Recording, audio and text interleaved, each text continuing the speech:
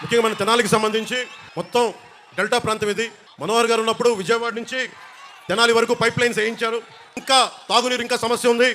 Over head tank ready అయిపోయినా కానీ ఈ రోజు వరకు మన కుళాయిలు రావట్లేదు. దృష్టిలో ఉంది. మీకు 6 నెలల లోపు మొత్తం అందరికీ మన ప్రతి ఇంటికి నీరు వచ్చేలాగా మేము చర్యలు తీసుకుంటాం. మనస్ఫూర్తిగా మీకు అండగా నిలబడతాం. అలాగే 5 సంవత్సరాల నుంచి రోడ్ల సౌకర్యాలు సరిగ్గా లేవు. తెనాలి విజయవాడ నుంచి కనెక్టివిటీ బాగాలేదు.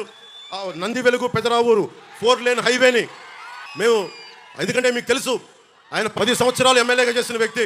నంది వెలుగు పెదరావూరు 4 లేన్ హైవేని చాలా తక్కువ కాలంలో పూర్తి చేస్తాం. అలాగే నిజంగా అమరావతి కనుక రాజధానికి అయిపోయింది ఈ పాటికి చాలా అద్భుతంగా ఉండేది.